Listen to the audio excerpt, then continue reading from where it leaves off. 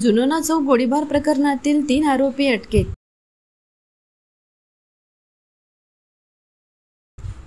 चंद्रपूर येथील बाबूपेठ जुनोना चौक परिसरात 30 जुलै रोजी घडलेल्या गोळीबाराच्या घटनेत बुद्धासिंग टाक यांच्या हत्येप्रकरणी रामनगर पोलीस आणि स्थानिक गुन्हे शाखेने संयुक्त कारवाई करत 3 आरोपींना अटक केली आहे. या प्रकरणात मुख्य आरोपी सोनूसिंग जितसिंग टाक राहणार जुनोना चौक बाबूपेठ, त्याचा साथीदार लाला उर्फ नैनेश सहा आणि आरोपींना पळून जाण्यास मदत करणारा पवन पाटील यांना शिताफीने ताब्यात घेण्यात आले आहे. फिर्यादी राकेश गौतम तेलंग यांच्या तक्रारीवरून रामनगर पोलीस ठाण्यात गुन्हा नोंदविण्यात आला होता.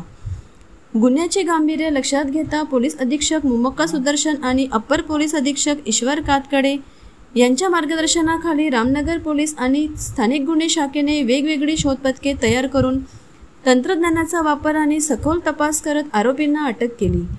ही कारवाई स्थानिक गुन्हे शाखेचे पोलीस निरीक्षक अमोल काचोरे आणि रामनगर पोलीस ठाण्याचे पोलीस निरीक्षक आशिफ राजा शेख यांच्या नेतृत्वात करण्यात आली.